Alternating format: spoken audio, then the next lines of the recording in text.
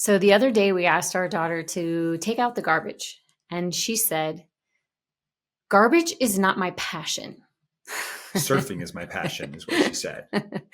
So, yes, this left us thinking, like, even when you're chasing your biggest passion, whatever it might be, there are always parts that are just not the fun part. So today we're asking, what could go right when you're doing something that is not your passion? Welcome to the What Could Go Right podcast. We are your hosts, Eric Orton. And I'm Emily Orton. And here we talk about personal growth and sailing. In 2014, we moved aboard a fixer-upper sailboat and bootstrapped a year sailing with our 5 kids, and it changed our lives forever. We tell the whole story in our memoir, our book, 7 at Sea. On this podcast, we want to help you go from fear to freedom, one adventure at a time. So how many of you have had this experience? Sorry, let me just... Yeah.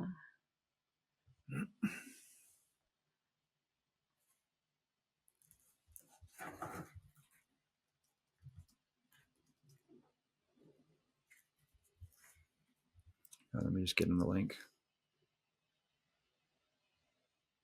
Sorry, I texted them right before we got on. Sorry, editing person. We'll get Thanks on. for being patient and handsome. We'll get it.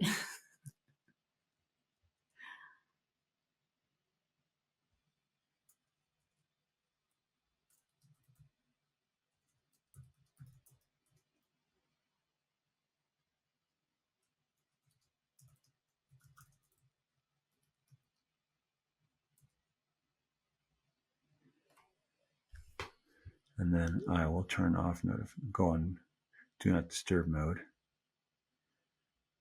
Connect focus for 1 hour.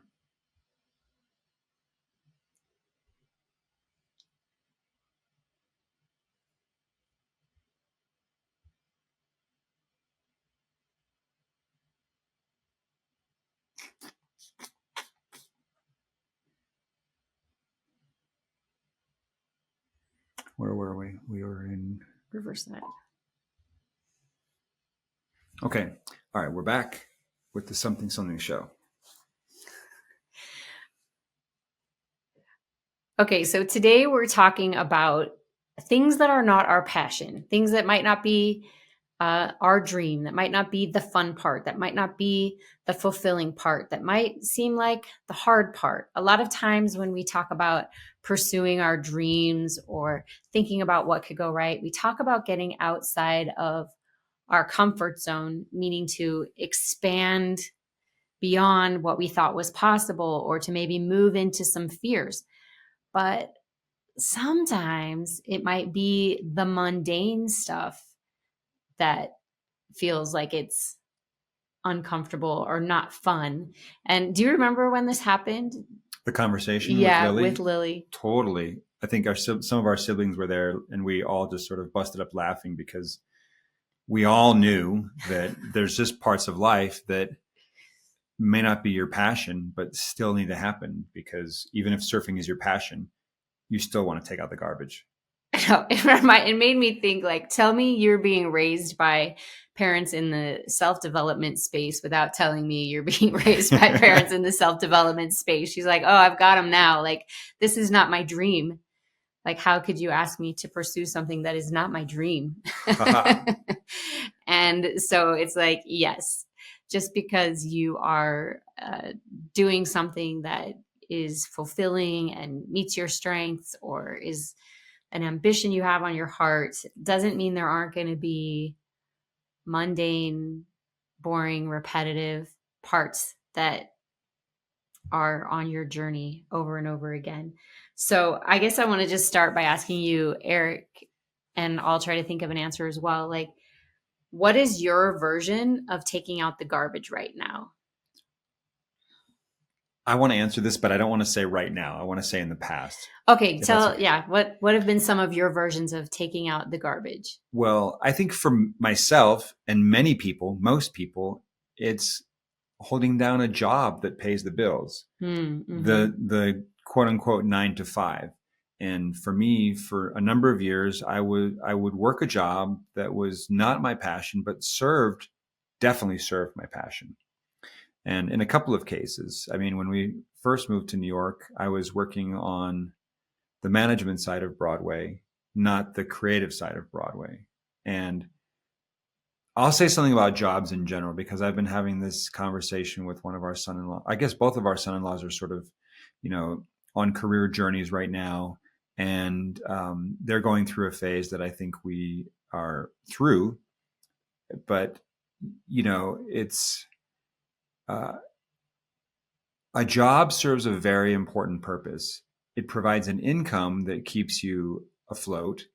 It puts a roof over your head. It puts food in your cupboards and gas in your tank and all that sort of stuff. But I will also say this, it gives you an opportunity to learn. Because no matter what job you have, there is something to learn. And for a long time, I had what I affectionately refer to as a disposable job.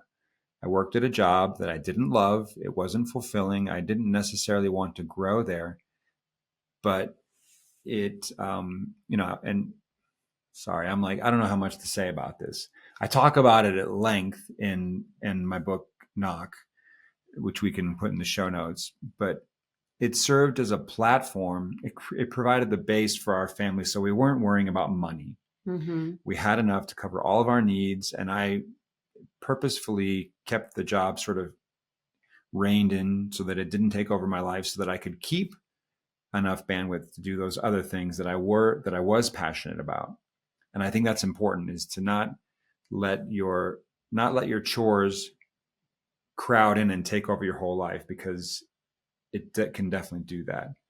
But what I'll say is that, first of all, I learned a lot of this job. I was working as a contractor at an investment bank, and I wasn't doing deals, but boy, did I learn a lot by being aware. A lot of my coworkers were just there to punch in, punch out, do the tasks that were asked of them, but they weren't being heads up and sort of 360 about what an opportunity it was to learn about something, even though they weren't getting paid to learn those aspects.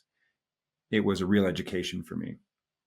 And I guess, sorry, this is a longish answer. Yeah. Also, it gave us the stability I was able to write multiple scripts during that time.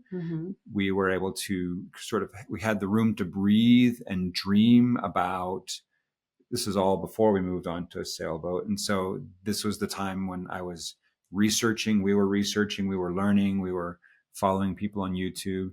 We started taking small trips. Kind of experimenting with it. And so it provided the foundation for some of our experimentation and exploration into these areas. And I think that should not be discounted. And so my contract work at the bank wasn't something that I was, it didn't like light me up, but what it made possible lit me up. And I think the best example of this is T.S. Eliot. If you don't know who T.S. Eliot is, he's a British poet and probably most popularly known for the poems that became the lyrics for the musical Cats. Oh, yeah. And so most, British literary people know T.S. Eliot, but most people have heard of Cats, and his poems were set to music by Andrew Lloyd Webber. T.S. Eliot was a very successful poet, which is a rarity. In his lifetime. Commercially successful. But to take the pressure off, he always kept a 9-to-5 job at a bank. He didn't need 40 hours a week to write poetry, but he had enough time to write the poetry that he wanted to write, and he had the stability that he wanted from his day job, and he never quit his day job. I mean, I haven't done a full biography of him, but all that's to say, having a passion doesn't preclude doing some things out of necessity. Sorry, that was a long answer. Yeah, or some things that are mundane. Actually, it's taking a little turn, but I love it because it's really important to recognize which things in life you want to have dialed in and have not take up a lot of bandwidth, but serve a lot of purpose. So, for example, during that season, that job, actually, we never were worried about all of those things that money provides, like paying our rent, having groceries, everything that you mentioned. And then we had all of this energy for trying new things. That's the season, like you said, you were doing a lot of creative endeavors. We started homeschooling, and that was a huge undertaking for me. And if I was also stressed about where our next meal was going to come from, like that would have been a very hard time to start up such a big endeavor, such a big dream for us, which anyway was something really special for our family. Not everybody's dream, and something I was really scared about, but and we went through some big health concerns at that time, and it just, yeah, it laid the foundation so we could put our creative energy into the areas where we wanted to. Okay, so I'll say a couple of mine as well. For me, when I'm teaching, one of the things that I don't love the most is filling out grades and report cards and stuff like that. I would say that I didn't love the part about grading papers. I taught English and Spanish in middle school. So I would think, oh gosh, like a music teacher is not going to be grading anything when she goes home. She prepares her lessons, he or she, and then goes to the school. And when the kids are done singing, that might not be accurate, but I felt that way at the time when I was teaching it. I was like, I have so much between planning my lessons at home and then grading papers at home. And I really think that if I had been getting paid for that time, I might have because I loved being able to give feedback to the kids and help them acknowledge their moments of brilliance and support them in areas where they could be a little stronger. I just didn't love it taking over our family time and weekends and evenings, and not really feeling like I was getting paid for that kind of work. But in parenting, I would say the part that I haven't really liked is cleaning up all the messes, particularly bodily fluids of every kind. And yet that is definitely essential. And I would never want to leave a child like in their puke or their blood or whatever else might be happening. Like I really do want to take care of them and keep them healthy and clean them up and help them learn how to take care of themselves and then take care of other people. So not my favorite part, not the fun part. There were definitely several moments throughout my decades of mothering small children that I would just think, what is my life? Like I never could have imagined myself in such a ridiculous situation, cleaning up such horrific messes as I am right now. But guess what? I love these people and it's worth it to me to go through this for them. So that would have been my example of taking out the garbage. Okay. So following your passion doesn't mean that you're going to avoid discomfort. It means you're willing to do some of those uncomfortable things to keep your passion alive. So let's see. The next thing I want to talk about is an action item you can do is to name the bigger picture. When you're stuck doing something you don't love, you can just say, what is this actually supporting? And you had a story about Arnold Schwarzenegger. Did I say that right? Arnold Schwarzenegger? Okay. Schwarzenegger. There we go. I think that's how you say it. Okay. Schwarzenegger. So I forget where I read this, but I think it was a Tim Ferriss book, Timothy Ferriss, who wrote 4 Hour Workweek, which we love. So Arnold Schwarzenegger, most people know him. He burst onto the scene. He came to the U.S. as an immigrant from Austria. He won the Mr. Universe pageant, and then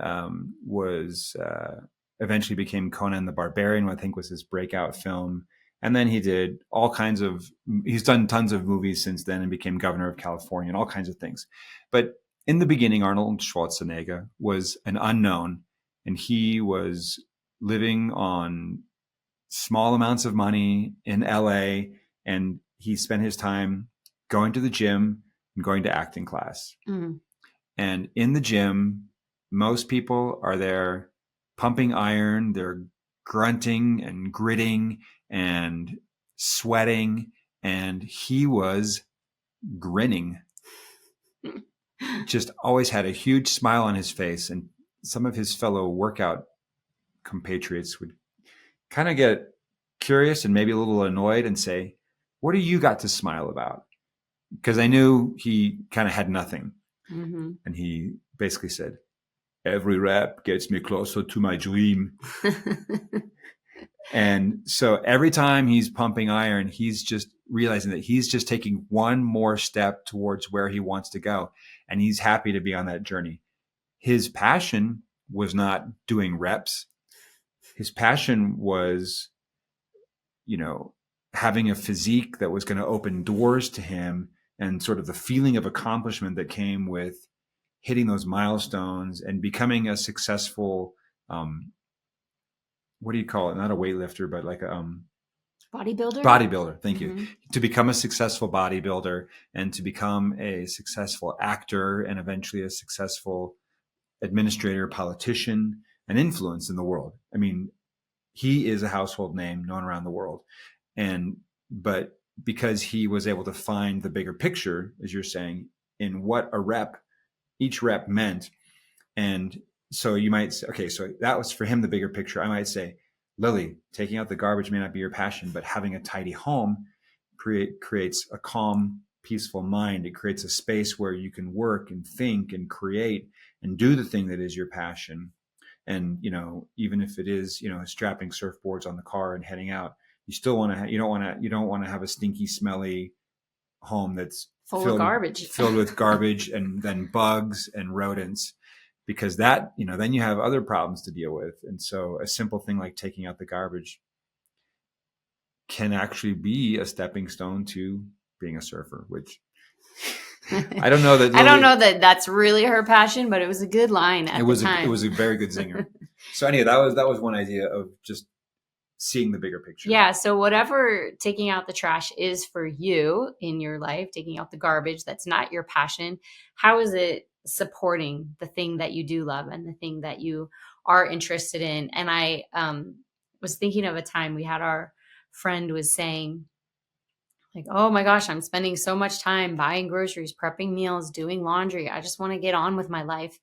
And he said he had a very enlightening moment when he realized that buying groceries, prepping meals, and doing laundry was also his life, that it was all part of this one great whole. And those elements were necessary for him to be able to do the other things in his life, which included writing, acting, hiking outdoors, and things like that. It was like, it wasn't going to happen if he had no food and he had no clothes. Or if he had stinky clothes or dirty clothes or was emaciated. Those other things were not going to. Yeah. And once he realized it was all part of a whole, like he just calmed right down and just kind of became very meditative about it. So it was interesting. I think he was in his mid-20s when he came to that realization, like, laundry is my life. It's not my whole life, but it is also my life. I'm going to make a plug here for our daughter, though.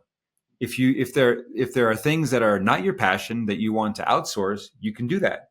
Our daughter works for a company called Poplin, and she's on their, I would say their executive team, but it's basically you go on to an app and you look up you just find a laundry pro, and they'll come to your house, pick up your laundry, take it away, wash it, dry it, fold it, and drop it back off at your house. And so if you find that something isn't your passion and it's taking up more time than you want and you can afford to outsource it, you can outsource your laundry, your house cleaning, cleaning your car, mowing your lawn, all those things. And so it's always just going to be a trade-off between time and money, about whether, if you have the time to do it yourself, great. If you have the money, you can outsource it, but just be aware that options, you have options. And oftentimes these mundane tasks, I actually think some of them are very important to, even if you can outsource them. I find mowing the lawn can be a very meditative activity where I actually I organize my thoughts, or I have new thoughts that serve my passion. And so sometimes doing something totally different from what your quote unquote passion is can actually, in a very indirect but very tangible way, affect your journey in that area. I totally agree. And I'll give a little bit of the neuroscience on that, because the brain. I love the neuroscience. The brain. Ding, ding, ding, ding, ding. Neuroscience moment with Emily Orton. The brain operates in two different ways. And one is in focus mode, and the other one is in diffuse mode. And in focus mode, you're trying to move towards a singular answer or solve a problem. But when you're in diffuse mode, all the different parts of your brain kind of connect together in a creative way and come up with new solutions. So you might be focusing to memorize something or learn a new skill, but when you're trying to solve a more nuanced, complex problem, you need some time in diffuse mode. That's why mowing the lawn, or at some of these big companies, they have, ping pong tables or video games. If you're doing something that doesn't take a lot of concentration, then your brain can be working on diffuse mode and kind of connecting pieces that can't happen when you're so focused. So both good, and the mundane does bring out those. That's why I like doing dishes. And I know personally, this happens to me, and also Sarah Blakely of Spanx fame. She purposefully drives to work taking the long road or the long route, because she tends to get her ideas when she's driving. Driving takes a certain amount of attention, but not our full attention for most of us that are experienced drivers. And so she'll take a longer route to work so that she can have more time to get fresh ideas, because they don't usually come when you're in the office and people want your attention and you're in a meeting and things are very kind of coming at you. But when you can sort of relax and let your mind go into a soft focus. You said diffuse, but Yeah, I like that. A soft focus where you're not really looking specifically at one thing, but just generally looking in a direction. It gives a space for new ideas to come into our brains. Yeah, maybe you've experienced this. A lot of times it might happen in the shower or while you're driving or Shower's things like another that. big one. Yeah. So anyway, that's awesome. Okay, have you ever quit something because the unfun parts felt too big? That's the question next. And I would say we almost quit Fezziwig. Like when we did move aboard a sailboat, just getting there was such a hurdle. And then we finally arrived and we thought everything was going to be easy after that because we had prepared so much. But there was a lot of unfun stuff we weren't expecting. And it also took more time and cost more money than we had anticipated. And we felt discouraged and a little overwhelmed. And we talked about going home. We talked about how I wish I was sitting on my couch right now watching Netflix instead of on this boat in the Caribbean trying to figure out how to make it work. And we didn't. We persisted. I'm really grateful we made it through that. But I think we quit when the learning curve feels so steep that we just feel there's no way we're ever going to overcome it. If we feel like we have a chance at overcoming it, we can persist. And the more, and there's a whole book, Mihaly Csikszentmihalyi. I don't, Flow.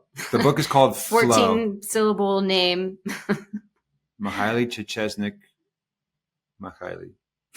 Don't look it up. Look it up. Yeah. Anyway, and just that there's a sweet spot between being challenged and being overwhelmed.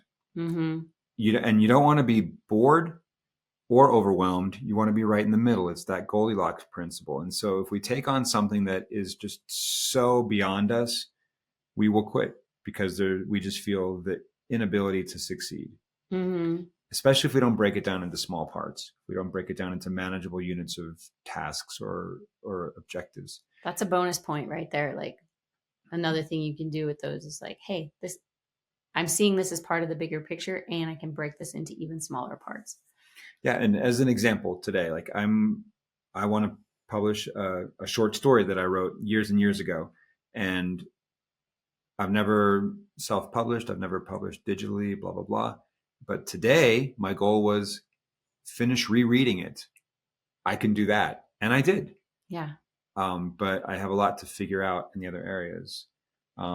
And so anyway, if you feel like quitting, maybe one suggestion would be to not look at the whole thing that you're trying to accomplish, but say, what's the small building block right now that I'm trying to accomplish? And it won't feel discouraging. And I guess one example of quitting that we observed that wasn't us, we almost quit living on a sailboat very early on.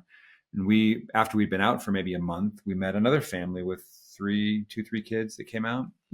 And they just felt like, oh my goodness, this is too much. We expect that, the kids are falling behind in school. We wanted them to keep up with this curriculum, and the internet's not what we thought. And so they're going to fall behind in school. And so this is going to be a doomed enterprise. They'll fail. They'll probably fail in life. They'll probably fail in life Yeah. if they don't have a good internet connection now and can't keep up with some prepackaged curriculum that their school is shoveling out the door. No bias. I was like, No bias. My bias is clearly coming through. They, and their kids were teenagers, and so SAT, ACTs were on the line in the near future. So the stakes felt high, but because they felt like we're never going to figure this out, and we're not going to get up to speed, and we're just going to fall further and further behind, they quit.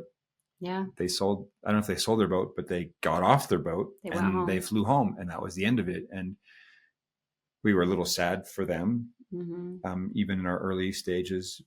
And so quitting, I don't know where I'm going. I think that was helpful for us too. That was an example of them saying, hey, the unfun parts or the downside just feels too big for us to continue. And sometimes they are. But I know in our case, we had the same expectation of internet and the same disappointment of it not being available. And we just adapted and said, we're going to learn so much on this trip, and we're going to keep hitting libraries and keep doing our learning time every day. And we're just going to modify and keep going. Yeah. And I'm really grateful that we had an opportunity to learn that lesson from them, because we realized we would not be happy with that choice. But for them, they were happy with that choice. Okay. So the next thing you can do, besides naming the bigger picture and breaking it into smaller pieces, is to time bound it. If you dread it, contain it. If it's something you really hate, put a limit around it, or do something that makes it really fun.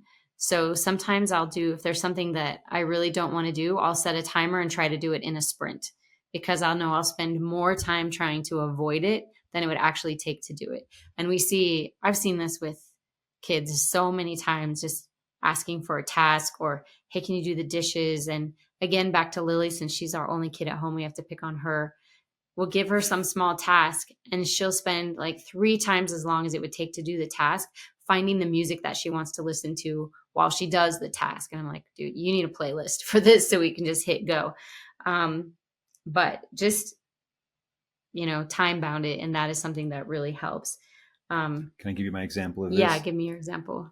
It's a little bit hard for me sometimes to do the bookkeeping. Yeah. It comes up. It's tedious. And sometimes, especially if I feel like it's not going to be good news, like I don't want to look at our finances this month.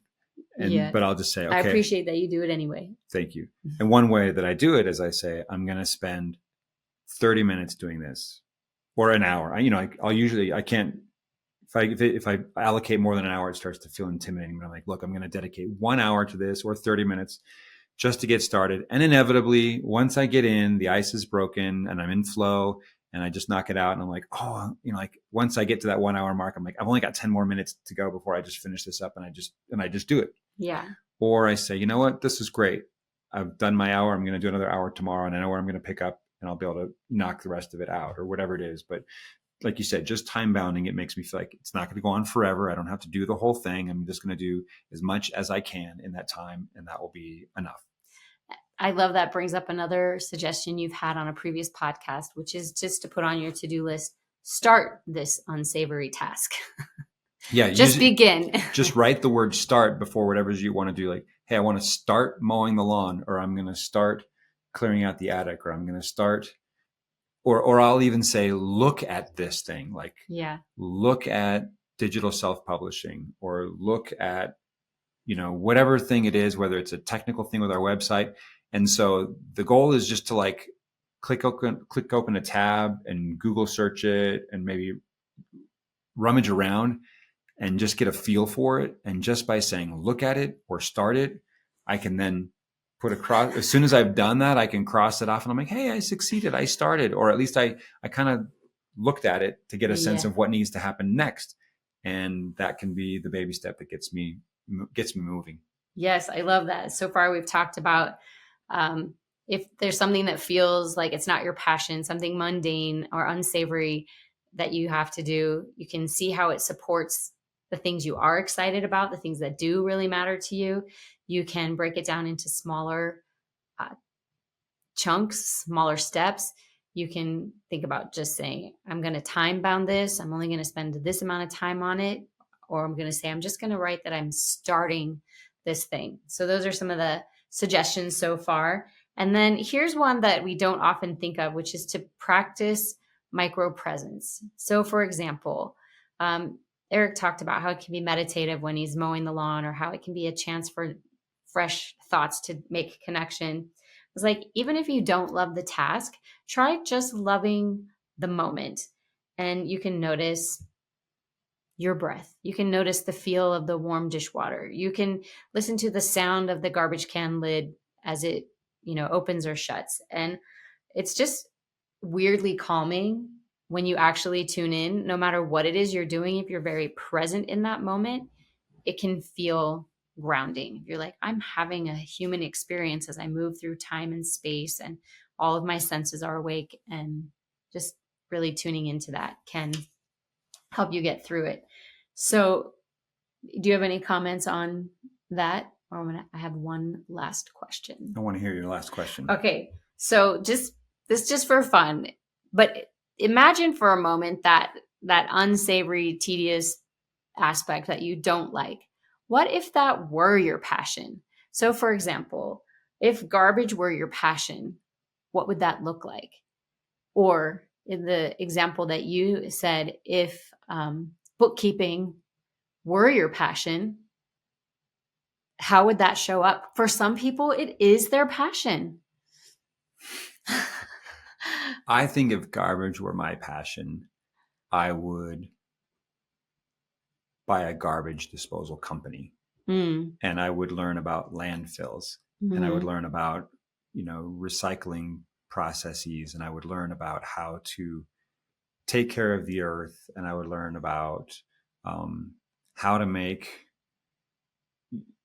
taking out the garbage fun for people. Okay, as an example of this, the Utah Department of Transportation, boring.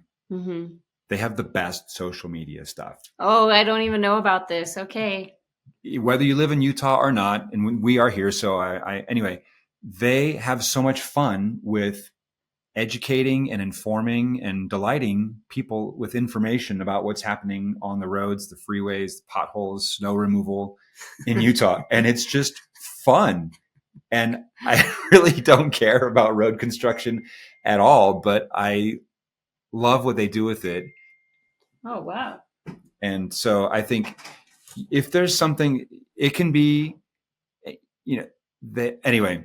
they make the science of it fun. Like they have the whole little episode on why this certain kind of asphalt polymer is the hot new thing. And I was like, I'm into it, but I have zero interest in like ever going into road construction. But it just goes to show that you can get passionate about things. And if you share it in a fun, delightful way, it can be something sparkly for other people. That's amazing. I follow this kind of business coach who helps teach people how to buy businesses. And one of the businesses that she featured was cleaning up after like crime scenes, murder scenes.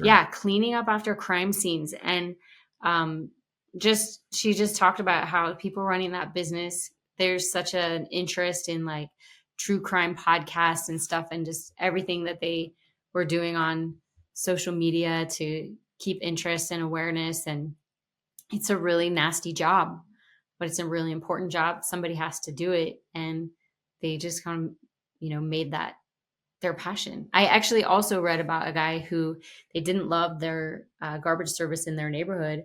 And he kind of polled the neighbors, and nobody else was really happy either. So he was like, I'm going to start my own garbage company. And he did, and he painted the trucks really fun, and they just had a better customer interface. And he was like, we'll actually pick up your garbage when we say we will. And That's a great slogan. that's a great. We'll do the thing that we say we'll do that you're paying us for. Yeah. Anyway. Anyway. So yeah, sometimes it can be. I imagine if garbage were your passion, you would also hold competitions with local artists to use sculpture from items found in landfills and things like that. But anyway, closing thought here, really, passion isn't a permission slip to just avoid everything boring and everything uncomfortable, but it is a compass to help you move through it with meaning. Like, you're intentional. I know why I'm doing this. I know what part this plays in what matters to me. So the next time you're knee deep in something that isn't your passion, just take a breath, name the bigger picture, and ask, what could go right if I do this anyway?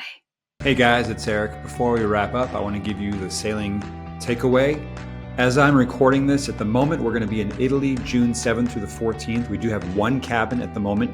By the time this airs, that may be gone. But if you're curious, just ping me, hello@theawesomefactory.nyc. We're also going to be in Greece, July 19th through the 26th. And then we're going to be in Croatia, August 2nd through the 9th. So if any of those are interesting to you, drop us a line, hello@theawesomefactory.nyc. Also, one thing to note, these trips are 2 days longer than our regular trips. So you get 2 bonus days as compared to the regular trips that we do in other parts of the world. Also, because of this acquisition that we've mentioned a couple times, we may not be doing more trips to the Mediterranean for a while because we're going to be otherwise occupied during the summer months with this possible new business. So if you want to get to the Mediterranean, this is your year. We're for sure going, not sure after this, but Italy, June 7th through the 14th. At the moment, there's one cabin. Greece, July 19th through the 26th. There's one cabin for now. And then Croatia, August 2nd through the 9th. We got a couple of cabins available. So DM me, DM us, or email us, and we'd love to hear from you and see if it's a fit. Also, at the end of our trips, I like to share what people have taken away. So I asked them a couple of questions. They're kind enough to share their answers with me and give me permission to share them with you. So here's a takeaway from somebody who came sailing with us recently. I would say my worst, probably my fear, if I had any, I really didn't have much fear about coming on this. After I'm going to call you Lancelot. Because when I talked to Eric and we did our first video call, I told her we want to go on that boat. That's the kind of guy I want to be with. And he'll put together the kind of crew that will get along and we'll all be enriched. So that's the kind of man I want to be with. And so that all came true. I think we all are agreed on that one. I wanted to feel what it felt like to be on a boat and be on the water and look at all this scenery, and it's exceeded my expectations.